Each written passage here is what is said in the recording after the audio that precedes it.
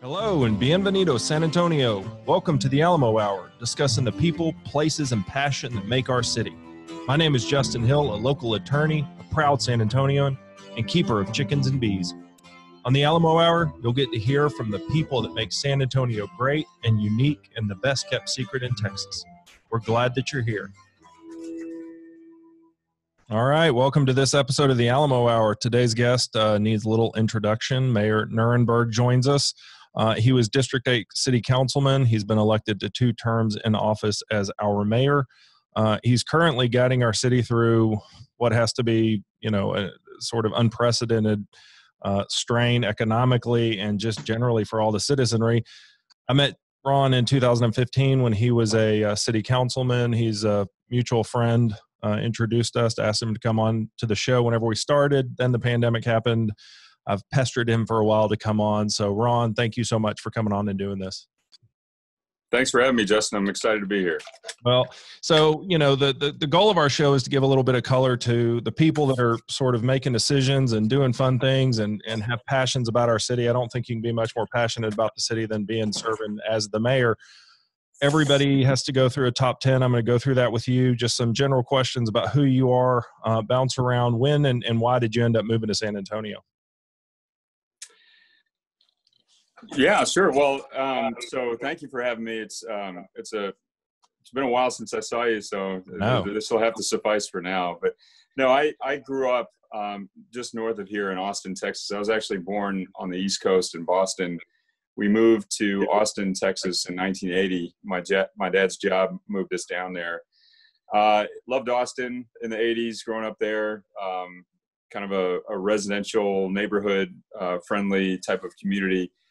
And I was about to go back to the East Coast for school, and my dad convinced me to come down to San Antonio to check out some schools. And I went down to Trinity, and I fell in love with it. And I decided to enroll at Trinity. And after 4 years at Trinity, I fell in love with San Antonio. It was in the mid-'90s, and San Antonio was sort of coming into its own at that point. I remember that Mayor Peake was in office towards the end, and he had a great vision for the city, embracing green spaces, kind of building an urban environment, and embracing all of the cultural assets of the city. And that's the San Antonio that I sort of grew up with, for lack of a better phrase, and went away for graduate school and met my wife, and we decided we're going to plant our roots in San Antonio. I've been here ever since. Well, we're happy to have you. I'm happy to have you. Thanks. You're very prominent on social media, so I follow everything you're doing, and this is a tough time to have sort of a lighthearted conversation, but I want to ask about some things you're not sort of covering. In our house, we are trying to, support a bunch of our local restaurants and do things that probably is not the most economical thing to do at this time, but we know our friends need it. Any places you're frequenting, eating out? Are you trying to spread the love? Are y'all cooking at home? What are y'all doing? All of the above. Erica, my wife, bears the brunt of the burden when it comes to, my son during the day he's at school, or he's at home being schooled. He's in 6th grade, and we try to eat together. It's amazing. This pandemic has brought us closer together in many ways, the community, and certainly we have regular meal times now, which is kind of strange. But we try to pick up food from as many different local restaurants as we can. Every Friday, Erica goes and gets a ton of dishes from Clementine, which is really close to our Northwest Military. For Mother's Day, I picked up a meal kit that Southerly was doing. So we're really trying to support local as much as we can. And of course, all the other meals we're home cooking. Yeah, I was just looking at Clementine's thing yesterday, but I prefer burgers, so I'll do Clementine later. These are sort of strange times where people have to kind of. You always hear the phrase that sometimes people are thrust into leadership roles, or these things are thrust upon you. You're in a leadership role in our city, and you're in a guiding our city through a very tough time. Are there any sort of leadership styles or figures you've looked upon and you thought, that's the type of leader I want to be? That's who I want to emulate when I lead people in a tough time? It's not any one single person. I think everyone I've ever come in contact with and had the pleasure of being mentored by, I try to take, something from them. But I think the person I've gotten to know the most as a leader and sort of emulate styles, and someone who I admire very much, is Mayor Hardberger. And it's strange because he and I have become very good friends. He's been a mentor of mine since my political life began. But it is strange because Mayor Hardberger, of course, had a full legal career before he came into public office, but he became known as our mayor through a time of fairly significant crisis, particularly with Hurricane Katrina and the aftermath, and how we rebuilt or helped our neighbors rebuild.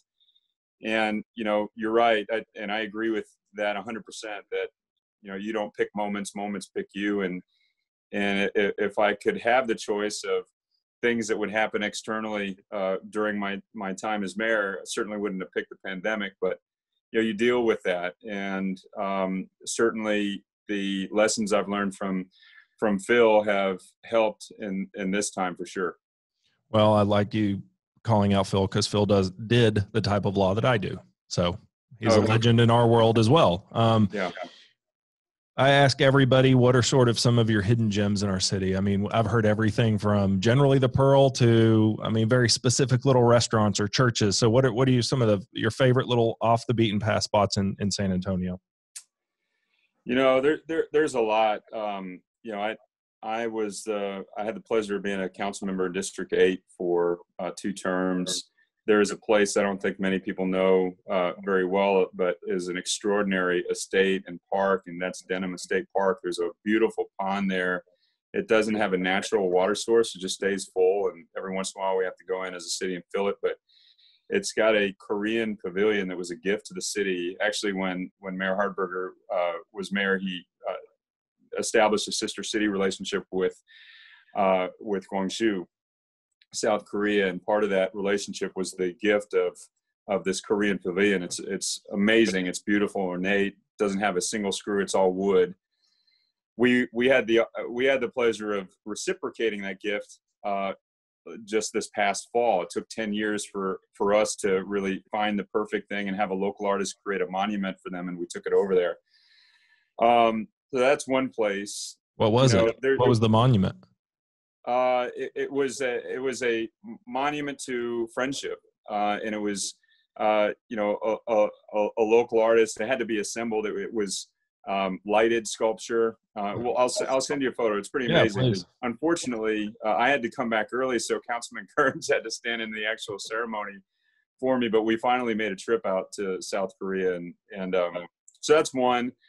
There are so many amazing places in San Antonio because we have such a massive footprint. And I find myself increasingly spending a lot of time on the south side, particularly some of the ecological systems that have been restored by the River South projects.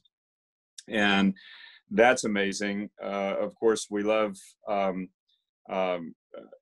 norteños to go and have lunch there. The drive-in, awesome. Oh yeah. There's too many to list, but sure. Yeah. Well, we've been highlighting some. I've never heard of. Is it Denman Park? Denman Estate Park. Yeah. Yeah, I'd never heard of that. So we're gonna put some. You need to go. It's beautiful. Other than weightlifting, what other hobbies do you have? I love music. You play it? Used to be in a couple bands. Well, not great, but out front. So you're the singer. Or did you play rhythm guitar as well, or just sing? What's that? Did you play like rhythm guitar too, or did you just? No. Just okay. Vocals. What kind of bands? Metal? No. It was mostly like classic rock and cover. Okay. Not great, but we had fun. All right. I did have a band that played originals, and we did our own stuff in Philly when I was there for grad school. But so that's fun. But I love all kinds of music, and one of the things that I do every day just to unwind is when everybody goes to sleep, I got to go out on the back porch and just put on some earphones, and even if it's just 5-10 minutes, just kind of zone out, listen to some good music, all kinds of genres. Have a beer on occasion, and just let the day escape me before we get back into it. Anything you're listening to on repeat right now? on the drive in, we just noticed that, I guess because of furloughs at Siri or something, the truck we drive in has a subscription. So because of the furloughs, they put a lot of automated DJs on. Okay. And there's a Led Zeppelin station. So I've strangely enough been listening to a lot of Led Zeppelin the last couple of days. Not strange at all. I mean, they're incredible. I mean, yeah, but you get into a phase. It's been a while since I really listened to Led Zeppelin on repeat. I'm in a Pink Floyd phase right now. Oh, are you? Yeah, it's just for whatever reason. My favorite band of all time is The Doors, so I always go back to that. But no, there's. I've been reading that there is a strange nostalgia for old time rock and roll right now. 50s, late 50s rock and roll, doo-wop. Like Elvis. Elvis. You remember that song Sleepwalk? Yeah. By Santo and Johnny? Yeah. It was featured in La Bamba. Uh-huh. Anyway, found that song, and you listen to a song you hadn't heard in a long time, but you're so familiar to you. So you just end up listening to that one song for about an hour on repeat. That was one of those things. My favorite song of all time is Crimson and Clover. Okay. Tommy James and Shondells. Yeah. That was my wedding song too. All right. Well, my mom made me listen to all of that growing up, so I probably am well-versed, and I should. You should listen to Orville Peck if you have not. Orville Peck. He sounds like a mix between Elvis and old swing western almost. It's this weird, super cool sound. He's been on repeat for me lately. But it's got a familiar sound even though it's new music. Yeah, and there's I always find you should be able to do work and read on a plane because it's good quiet time, and usually I can do some reading, but I'm always listening to music. It's good relaxation time on a plane. So I always discover new old things or old new things when I'm on a plane. And in the fall, actually, the trip to Asia, I was starting to listen to a lot of electronica from Canada and from Europe. And there's a band called Grimes that I got into for a little while, but I never thought I'd like electronica. But that had ended up getting on repeat for a while. So all kinds. You check out Orville Peck. I'll check out Grimes. Okay. Yeah, do it. All right. Favorite Fiesta event? There's a few. We love Pack Fest at Palo Alto College. Never been. Yeah, you got to go. Yeah. Good bands, good food, good people. Okay. Also love Taste of New Orleans, obviously. Neosa, classic. They're all good, man. King William Fair seems to be like the runaway favorite so far. Yeah. Yeah, the parades are fantastic. Fiesta Arts Fair is my favorite. Like King William Fair is in a different league, though. Yeah, no, it's its own thing. Yeah. So I put up on our social that you were coming on the show, and I asked people to give me questions, and one of them, it was a great question, is in this very stressful time, you're seeing kind of the best come out of people. Are there any stories that maybe people haven't been told of some of the best of humanity coming out, the silver linings to what our city's doing right now that you can share with us? Like the guys at Folklore Coffee are doing some incredible stuff feeding elderly people. I mean, you never even hear about that. Somebody put me onto that and I looked it up. And I mean, that's a fantastic story that nobody's telling. Anything else like that? Every day, all day, every day. Something that doesn't really get told so much. We see the iconic photos of the food bank lines, and that has become sort of one of the pictures of this pandemic is the lines of cars. What was extraordinary to me the last couple of times I went out there is the lines of cars are exceeded by the number of volunteers that are there.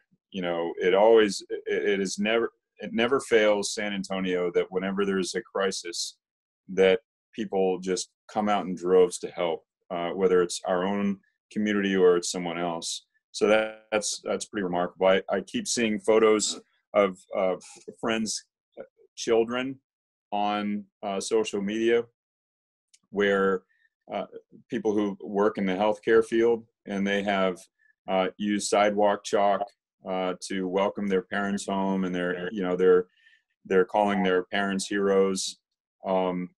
and redefining what that term means for kids growing up.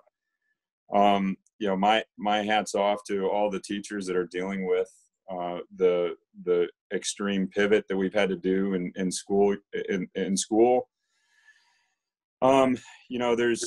There's just a constant source of compassion and examples of solidarity that we draw from to get us through, and I think San Antonio continues to exemplify the very best of people when it comes to getting through this pandemic.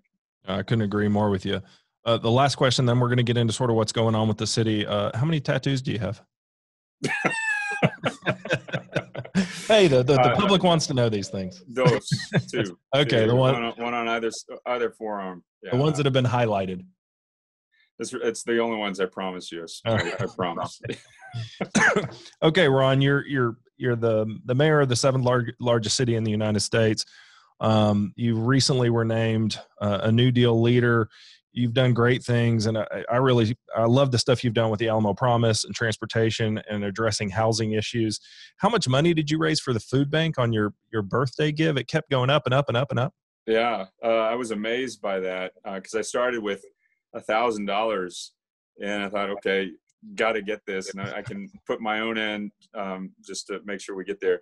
$65,000. Okay, I think it was like 58 last time I looked, and you kept moving the goal. Yeah, I got egged on by friends who helped do that, but yeah, it was pretty awesome. Another great display of support and compassion by our community. I think it's important that people ask. I mean, it's sort of this funny thing where you see when people ask for help, they get it in this town. But when they don't, maybe they don't. But you asked for people to support, and people came out in droves, small amounts, big amounts. Yeah. And that's a huge amount of food for people. Yeah, because it's what, $1 7 meals or something like that. That's right. That's right. San Antonio so far, I was looking at the numbers 2 days ago. I don't think they've changed much, but San Antonio, in terms of sort of sickness per 1,000, we have been doing better than Harris, Dallas, Tarrant, Travis, El Paso. I mean, really, we've been doing a great job as a city.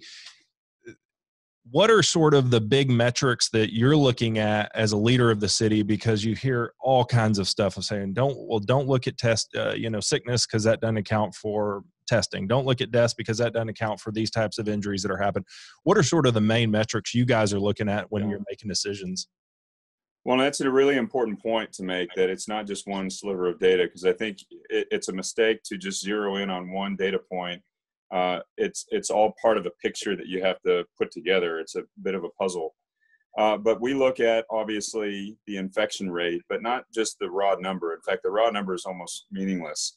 You have to look at how fast that raw number is doubling, the doubling rate. And when we started, we were at, doubling the number of infections every 3 days. We're now at 28 days. So it's slowed down the doubling rate of infection. You also look at the level of testing that you're doing per capita. I don't know what our number is, but generally, based on our peers in Texas, we're doing very, very well in terms of testing. Also, you look at your, or what we've been looking at is your positivity rate. So as and your infections start to slow down in terms of the doubling, you want to make sure that you're not missing things. And so as you increase testing, you see your doubling rate slow down. You also want to see your positivity rate go down. And we started roughly around 10, 11%. We're now, last time we talked about it, last week we're at about 6.3%. So it's come down significantly. You also look at hospitalization data, and that's probably the most important one, because ultimately when we talk about flattening the curve, we're making sure that our ability, our capacity to treat the ill and infected is not exceeded by the level of infection that's out there. And we've been watching our hospital capacity in terms of beds, ICU, ventilators, and that's dealt with in a number of ways. One is you increase capacity, the supply of things like PPE and staffing and ventilators, things like that. But you also can control the flow within your hospitals. And one of the things that we did early was end elective procedures. That helped us get a real head start on hospital capacity. We've now gone back to elective procedures, and we're still maintaining capacity. It's a very good thing. All those things together, I think, give you a more complete picture of how we're doing. We also, when it comes to opening things up, we also want to have the capacity to understand where we are in terms of the virus and its presence in our community. And I don't think anyone is under the assumption that we're going to be able to say the virus is completely gone. We're not going to be there until we have 100% vaccinations. And frankly, we don't have that for anything anymore because of the anti-vaxxer movement. So we've got to ensure that we have the ability to identify where infections occur, viruses being transmitted. We want to have the ability to trace where that virus has moved. And then we have to have the ability to isolate that virus to keep it from spreading elsewhere. So testing, tracing, and isolation becomes, the currency for us to be able to open things up. And we've been moving aggressively since it started. We've obviously had federal and state issues to work through, but we're working aggressively to meet the health transition team standards. Yeah, and I think that's a really good point. You talk about testing, tracing, and isolating, and it seems like there really is no coherent statewide or nationwide policy on this. Dr. Allegrini was on our show, and we talked a lot about that, and she said that is, that's going to be the gold standard to getting back to our day-to-day. Is the county or the city taking sort of up the reins of hiring and providing tracers? Where that's a lot of manpower. Where is that manpower going to come from?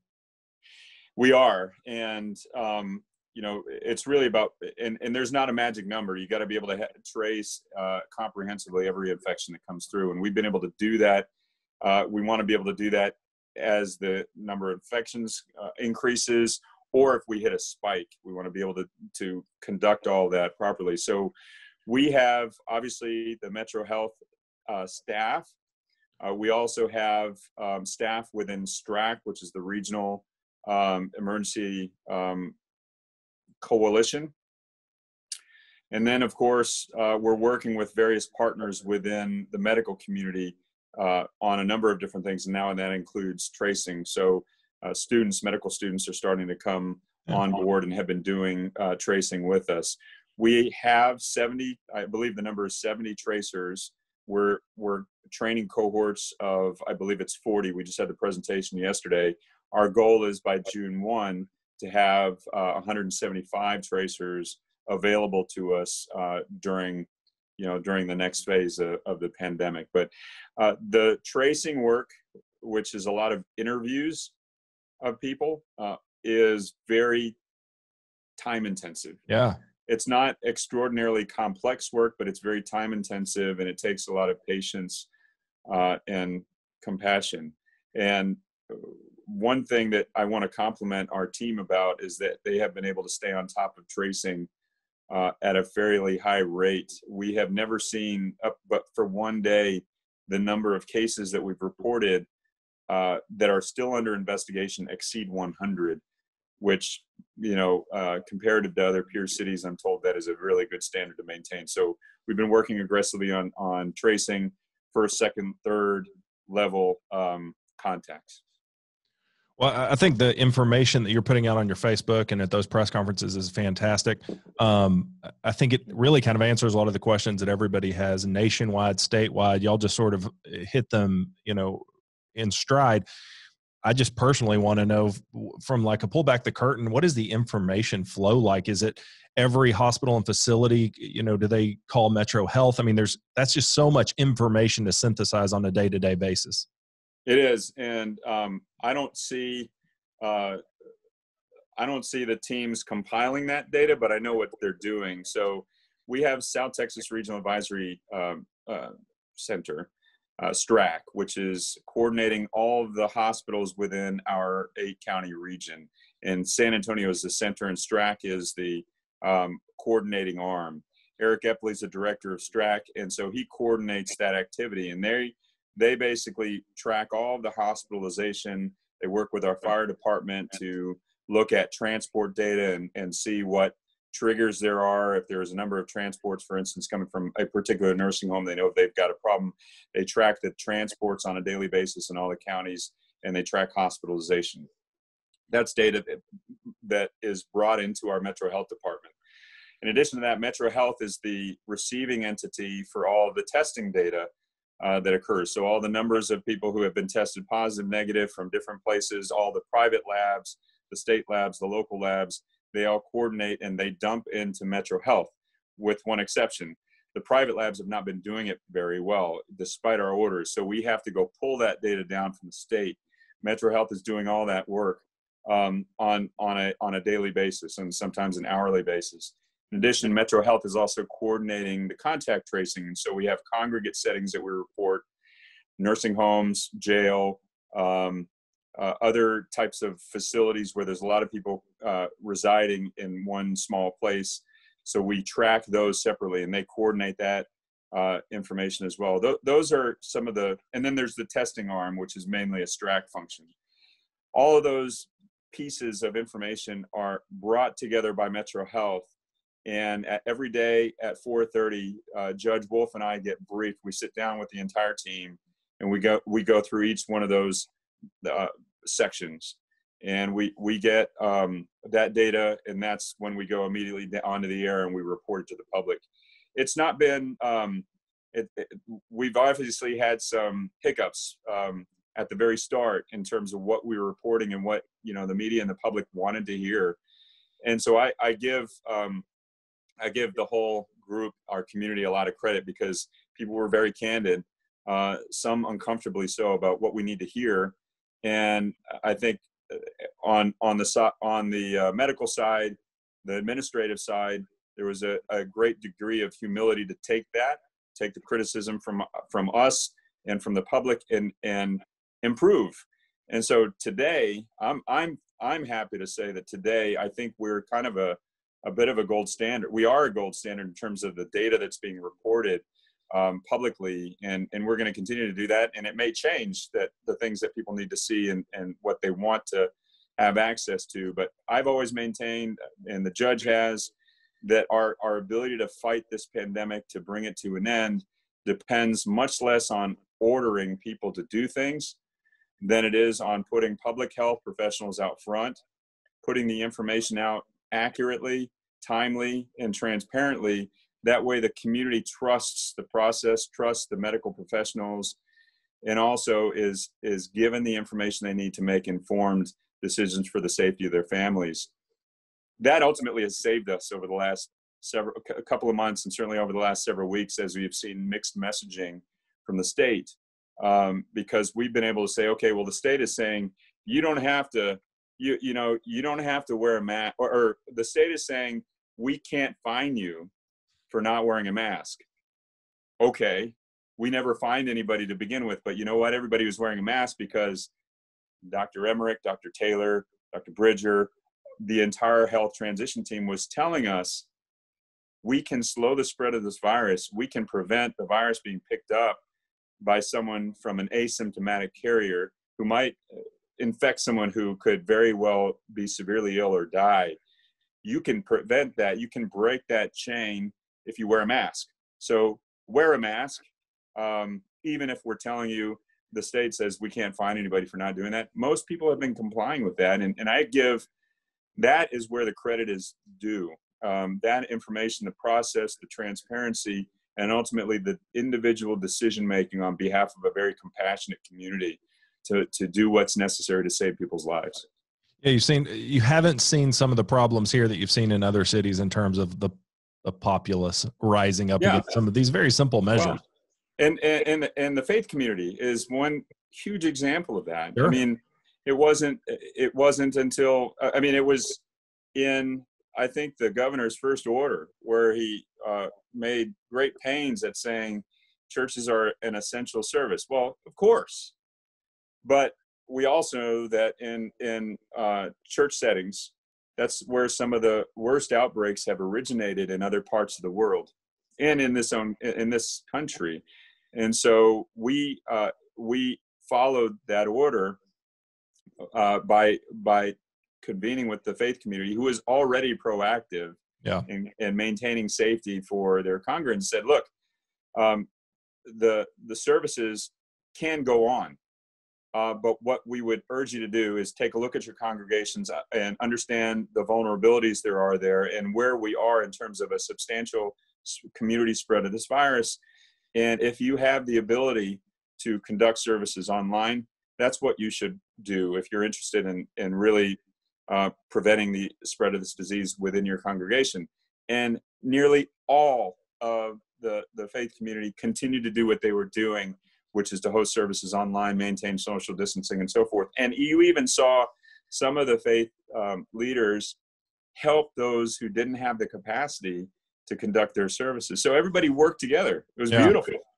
And it was despite the fact they were getting mixed messages and some politicization from other areas of the state.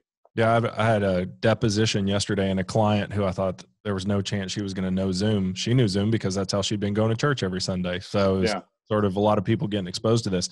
I want to talk about sort of, your wonderful relationship with Ken Paxton in a little bit, but I'm just kidding about that. But first, let's talk about sort of the current challenges for San Antonio. You've started splitting out that information as well, where it looks like we have, the jail is a problem. Nursing homes are a problem. Those are going to have to, I would assume, be dealt with kind of differently than the population as a whole. What is sort of the plan on handling those two, really, fragile populations? Yeah, and we've seen nationwide nursing homes, long-term care facilities are extremely vulnerable to outbreak. And so let me get to that in just a second. I will say that prisons and jails are probably, less so prisons, and the state has a big problem on its hands, I believe, the judge believes, with prisons. What's in our control is jails. And I have to say that jails probably present the single most challenging setting to control the spread of the virus because of the fact that in a jail setting, you have people coming in and out all the time in close quarters. So I give the county a lot of credit when they saw the first signs of infection. They went to the potting and isolating of people who were symptomatic. The other thing that they've been doing with the cooperation of San Antonio Fire Department, UHS, and even the Texas Guard is testing everybody. So they've been testing all of the guards, they've been testing all of the inmates, but the challenge is the inmates, the population changes every day. So what we've been doing, again, is trying to identify where the infections are, isolate those that are there. It's a mini city in there. So you try to do everything: testing, tracing, and isolation. Has there been any wide-scale releases of, nonviolence or some of those? I mean, has anybody been released? Or are we not doing that? So that happened well before the first infection appeared. Okay. So they reduced jail population over at the county many weeks before the infection occurred. And that was very important because it helps with social distancing. And to be clear, no one released was someone who did anything more than a minor offense. No violent threats to the public were released to the public, or released from jail. But the jail population was trimmed of nonviolent offenders. And then, of course, the testing, tracing, and isolation. On the nursing home side, this is one area where I think we have provided a good standard for other communities to follow. First thing we did was we inspected and worked with all of the long-term care facilities in the county. There's over 150 of them in the city, to talk to them about proper donning and doffing of PPE. That was done throughout March. Of course, there was an outbreak at Southeast Nursing Center that mushroom, but the way we were able to identify it is a new protocol that was established for this occasion called ITAC, and you'd have to ask the chief what that stands for. But what it essentially means is that there is a real-time monitoring of nursing homes and long-term care facilities in terms of their transport cases. So anytime a EMS unit or any resident is transferred off of a long-term care facility, it flags, and the profile of the case is a marker of whether or not we've got a problem. So they immediately go in there and they begin the testing, tracing, isolation. So in nursing homes, what we've been doing is preparing, monitoring for the ITAC, and then also 100% testing. That includes asymptomatic testing. The state recently ordered that, but that's something we had already been conducting as universal testing, especially when we prioritized if there was a single infection. Two other things: the cohorting of positive cases, whether they're symptomatic or not. You take a resident who has a positive infection, you move them somewhere else, so they don't have to isolate on the property, because it's just very difficult to contain that. So we have the cohorting facility at River City, and that was a bit of a challenge. And then finally, the last thing is, we also, in orders very early on, prevented the movement of staff from one facility to the next. If you work at a long-term care facility, you have to work at only one, and that prevents us from transferring infections that may not be detected yet from one facility to the next. So, and they're limiting visitors and all that in all the nursing homes now, aren't they? Right, absolutely, yeah. So in the first order also, we limited, unfortunately, you can't have visitors on and off of the long-term care facilities. It's just that population is especially vulnerable to infection and severity of disease. A buddy of mine, his mother's in one, and he applied and got a job so that he can see his mom, because otherwise they weren't going to let him in and see him. I mean, he's a saint. Wow. What is our turnaround on testing now? Because I know that we had these just kind of wild leaps in our infection rates, and you would say, we just had a tranche of results come in. Are we quicker on getting results back now? Much quicker. And I will say there was a federal backlog, and we weren't able to get our data pulled down from the state because of the two companies that the federal government contracted with. And they had literally hundreds of thousands of test results waiting to come out of the labs, and it was taking upwards of 9 days to get those test results back. That was early, mid-April. We decided to get rid of that and go with a local lab. So we've been contracted with CPL here in town that has been able to turn over test results now in 24, sometimes 48 hours. So it's moving very quickly. Now, there are some private labs that are conducting tests. If you go to your own private provider and they have tests, they could be contracting with with a company that takes longer to get your test results back. But if you're going through Freeman or one of our pop-up facilities, they were at Frank Garrett in Las Palmas, and we'll be on the southeast side and the east side this week, I think starting tomorrow. You'll be able to get your test results back from the local labs 24, 48 hours. And that's important if we're going to try to have any response. I want to, I'm blessed to have 1 hour of your time, but I want to make sure we cover some things. One of the things I heard a lot from, or when I said that you were going to come on the show, was that San Antonio is a different city than Houston and Dallas in terms of how we survive economically, and that we have Austin kind of dictating our economic transition, even though they are looking out for a state that really kind of doesn't look like San Antonio. Do we have a seat as San Antonio at the table when these discussions are happening in Austin to look out for our city that is very heavily hospitality, very heavily tourism, very heavily military? I mean, do we have a say in this, or are we just having top-down dictator kind of orders? You're talking about the reopening of the economy? Mm-hmm. Yeah, so we do have San Antonians on the economic team, or the strike force, I guess he's calling it. But I've had many conversations with him, and I've had many conversations with the governor. And as it relates to the reopening, what he's doing is he's taking feedback and he's making the decision on his own. And that is, it's coming directly from the team. They're providing him feedback, but he's making the decision. I agree with you. Not every city functions the same. which is why we're going to the extent of that the law allows, make sure that it's calibrated properly for San Antonio. I think we're a little ahead of the game in terms of the health measures. So in speaking with Dr. Taylor and other members of the health transition team, their focus is making sure our economic transition team has the data and builds their plan on top of the health priorities. And if you look at our economic transition team report, it is grounded in the science, and it also establishes best practices. So what you're seeing from the state, from the governor's Open Texas manual when he opens up different businesses, is you're seeing a set of minimum standards. And it may be true that we can't necessarily restrict certain things beyond that. But what the economic transition team has done is articulate what best practices should be.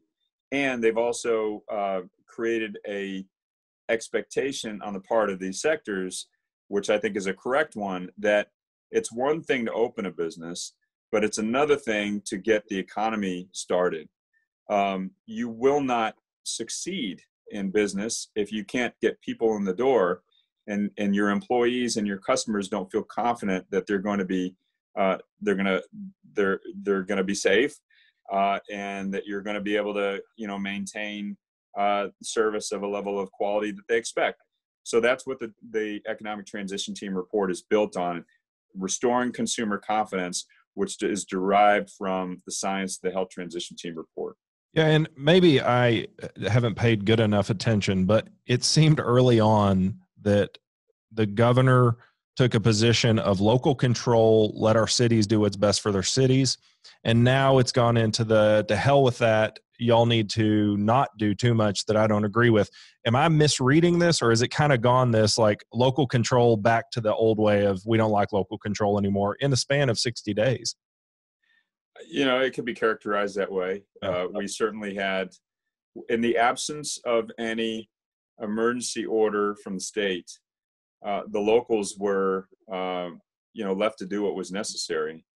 And so, we didn't have a template sitting on top of us in terms of what we needed to do as a state. I would say that it was helpful to us to be able to move quickly and appropriately for San Antonio, not to have a one-size-fits-all approach. But I will also tell you that it's the opposite of logical to take a one-size-fits-all approach to opening things up. The nature of this virus, and any infection really, is that a single point of entry, a single point of leakage, is what ultimately can create an outbreak. And so it's really important, and I've stressed this to the governor and his team, that we need to have the ability, the authority to act quickly, to clamp down if there's an outbreak or an infection. And that requires us to have the ability to calibrate when things open and how they open. And I think, with the exception of our Attorney General, there is a common understanding that that's the way it ought to work, even if you listen to the governor himself, because he's been at least clear about this point, is that if there is an outbreak that happens in any part of the state, we've got to manage it and contain it. And he's taking a state control perspective on that. We would disagree with that. Obviously, we're going to do what we need to do locally. But at least there's an understanding that you can't just let an outbreak happen and expect the rest of the state to be okay. And then they're threatening, they're threatening to sue. Paxton is threatening to sue San Antonio over face masks and things like that. Has that been a slow run up to that kind of threat? I read the press release, if you want to get into litigation, has that been a slow run up to that kind of hostility, or was this sort of the first just sort of opening, salvo from Ken Paxton? Ken Paxton likes to make a lot of threats over press releases. We've gotten used to that from him. So we're going to continue to do what we need to do. It's logical, that's science-based. It's gotten us to the point where we've saved thousands of lives. And if there's disagreement about that, he can talk to my attorney. Fair enough. Let's talk about, I talked about it early on. San Antonio has done great comparatively to a lot of cities in America and most of the cities in Texas. We have, the crushing economic concerns that are, plaguing a lot of small businesses and things like that. What is sort of the evaluation in terms of our numbers look good on infections and fatalities? Our numbers look really bad economically. Is this a health transition team that's going to make these final decisions, economic transition team, or are we still waiting on Austin to give us, the leeway that we can or cannot operate within? Say it again. I'm sorry. Yeah, no, from the economic standpoint, since our health numbers are looking good comparatively, from the economic standpoint, do we have the freedom to open up as needed, or are we still being sort of told what we can and can't do by Austin?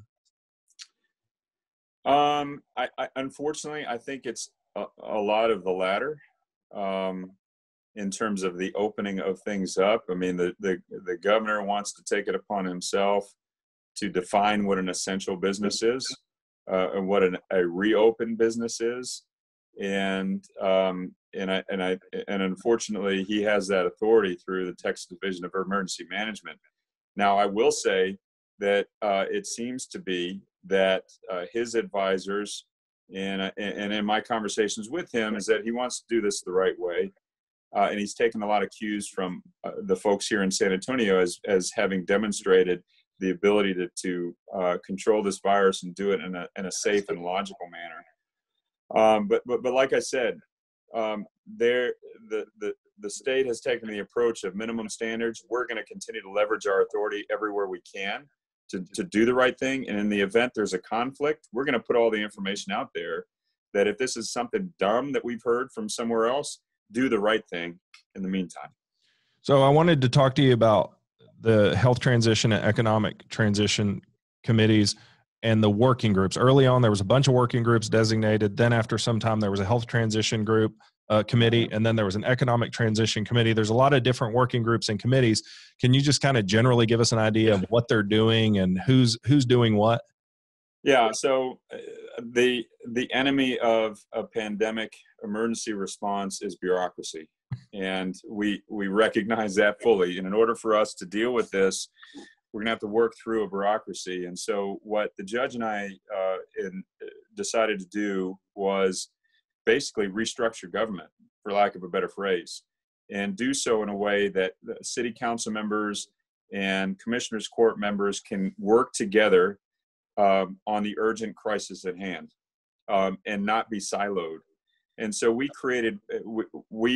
paused the typical city council committees that meet every month that sort of work on policy and legislation, and said, okay, let's put a pause on those and let's form new committees, but except just city council committees and others, let's bring commissioners court and city council together and shape and form them around these urgent issues that we know are incredibly important, and let's get them moving, and they can meet as often as necessary to identify the needs and fill the gaps.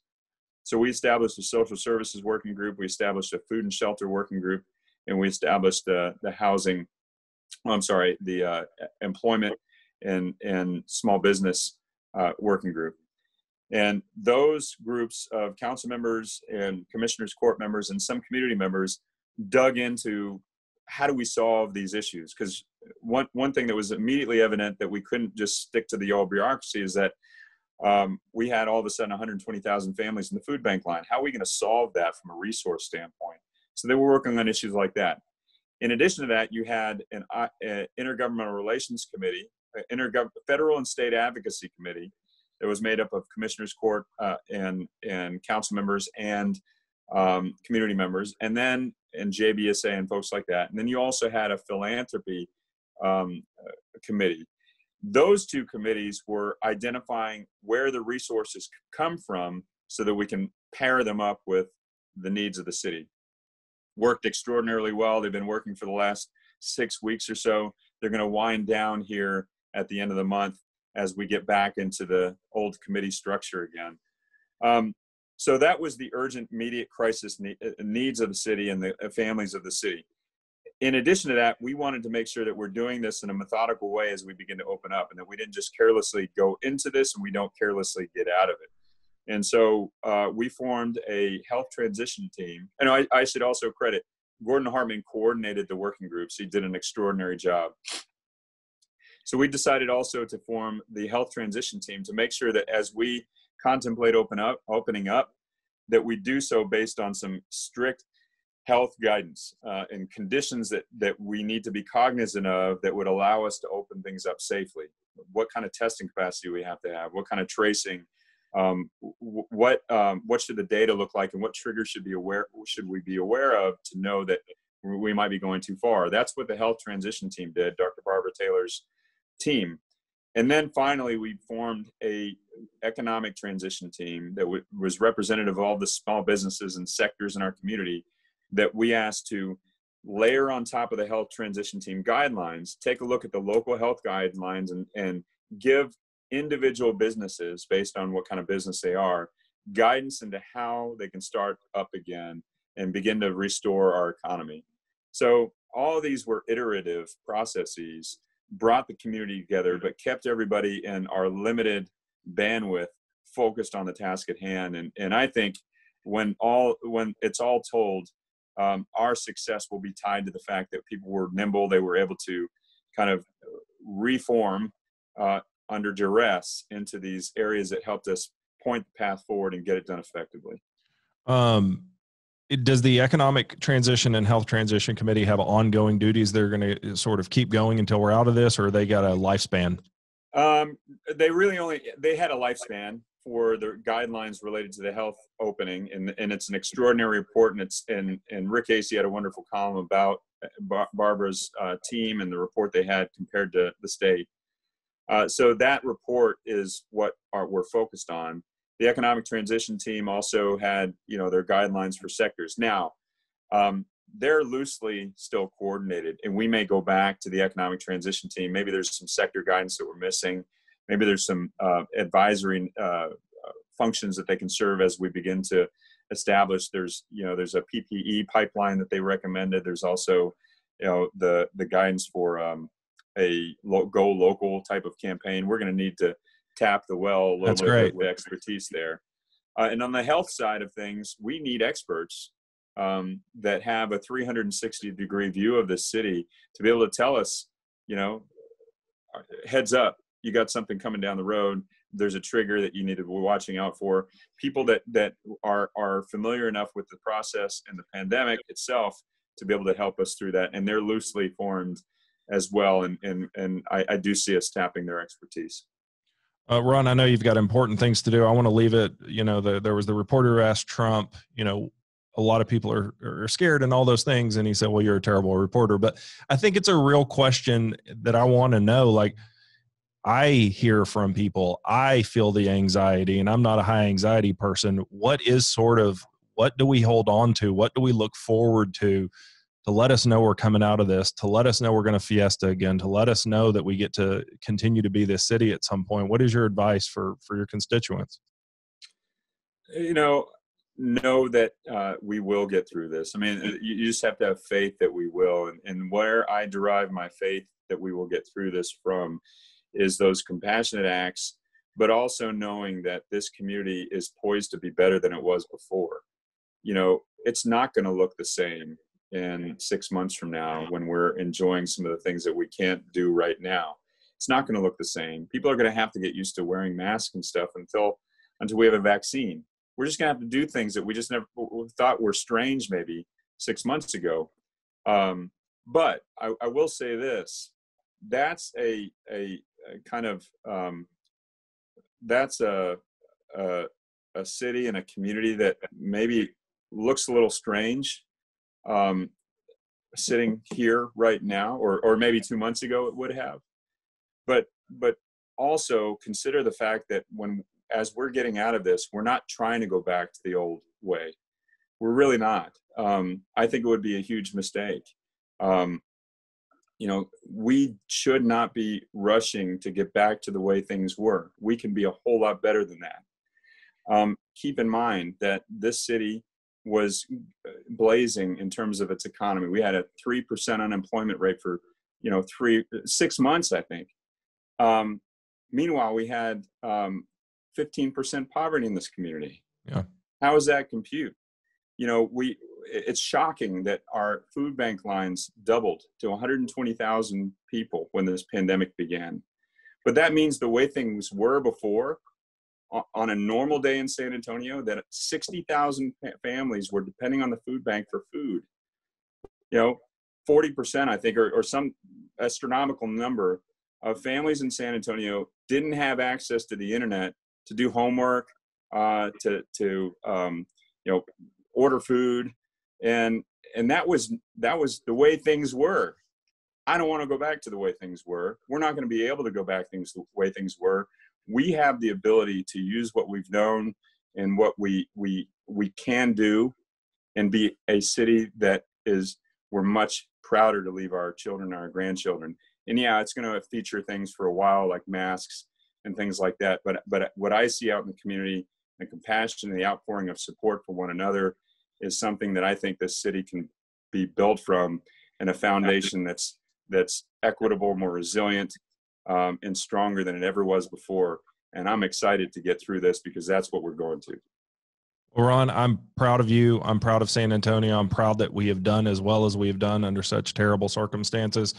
I hope you continue to kick ass and do a great job, and know that I'm pulling for you, and everybody I know is pulling for you right now. And thank you for making some time for us to chat, to give a little color to what's going on and a little levity.